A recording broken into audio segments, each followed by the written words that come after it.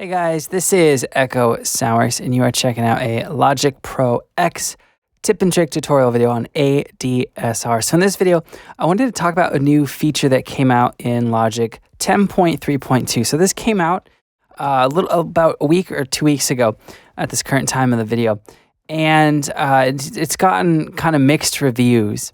They added some new session drummers that are more of like session percussionists. And they added a feature that has been long requested in Logic Pro X, and that's what we're going to be testing out today. And that is the ability to quickly and easily and non-destructively edit the pitch of audio regions, right? So I'm in Logic 10.3.2, and we're going to check this out and compare it to an industry standard pitch plugin and see how it adds up, and just kind of talk about how it works and how it doesn't work. So, here's a guitar, here's a track, right?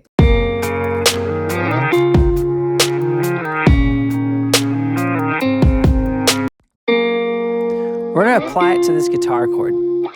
So, what you do is you click your region inspector here on the left, and you'll see now that it'll say transpose and even fine tune. Well, as soon as you touch anything on the transposition or fine tune, you'll notice that flex turns on. So, if you guys haven't gotten familiar with flex time, maybe you don't use a lot of audio, maybe you're mainly MIDI based, you might want to get a little bit familiar with that. There's different modes of flex time audio. There's polyphonic, monophonic, slicing, rhythmic, polyphonic, speed, just like effects, and then tempophone, and then also flex pitch. So obviously monophonic would be if you're using a monophonic sound source like a bass or a human voice. Slicing is good for things that are really spaced out. So let's say the timing of this guitar loop is really off. I could use slicing for that.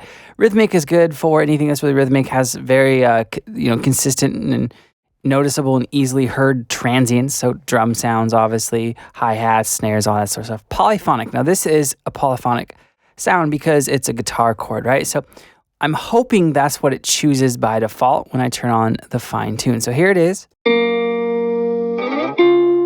Now let's pitch this up. You have, if you go to the transpose, you can just go by octave intervals, or you can click individually, and click and drag, or you can double click and you can type. So let's just pitch this up 3 semitones.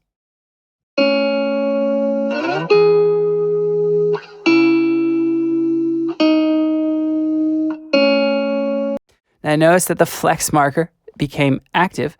So let's actually hit the flex command up here and see what it detected. It detected as polyphonic audio. So I have heard, and I watched another video where some people were saying that Logic doesn't read the source correctly. Like sometimes they'll load up like a hi-hat loop and they want to pitch it up or pitch it down, and Logic thinks that it's like a polyphonic audio source. So if it does sound really weird, I would say investigate that.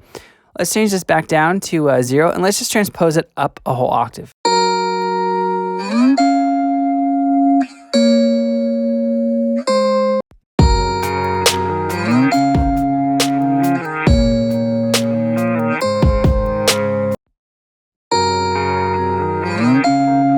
All right, so I think it actually sounds pretty good. Let's transpose it down an octave. That's pretty cool.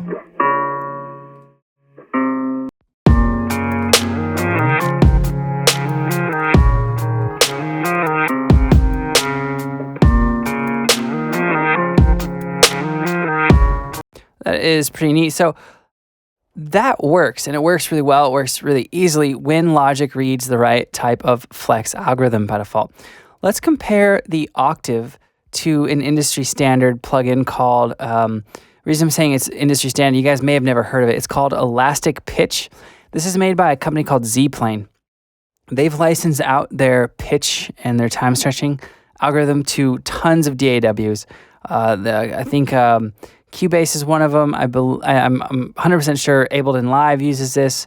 I mean, tons of software instruments use their technology. So we're going to pitch this up 12 semitones, and we're going to compare it to a Logic's engine, kind of give like a little bit of like a review look at this.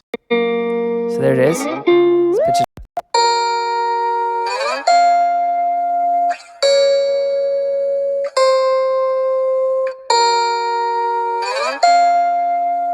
All right, let's turn that off and pitch up Logic an octave.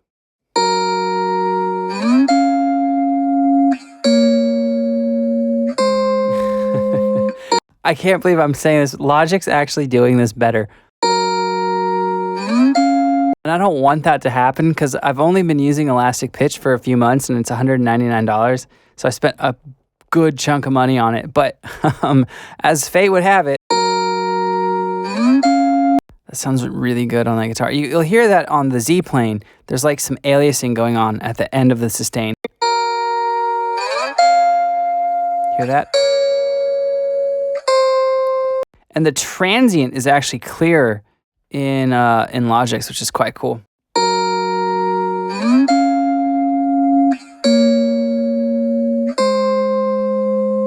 That is pretty freaking crazy. So if you guys are wondering why this is cool and why this is such like a sought after requested feature, it's because with loops, obviously like you're a Splice user, you buy a sound set sample pack, it comes with loops, it comes with samples. It's really easy to get them to fit into your song. Previously, you had to open up the time pitch machine, which could destructively actually edit the source file. It was just a big to do. So let's blend these two together. This would be kind of cool. So I'm gonna take this down to 0.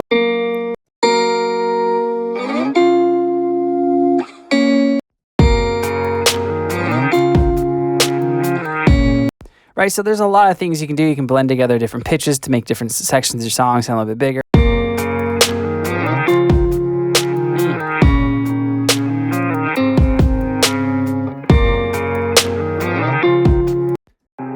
I mean, that's what this is right here.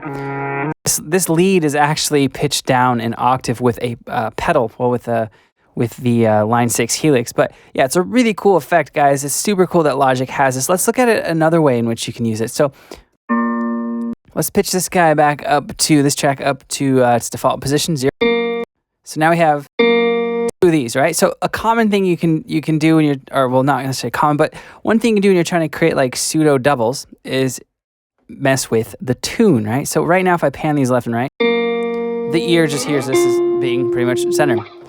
But if I take the fine tune of one of them and maybe pitch it up a little bit, right? And then we'll pitch this one down a little bit.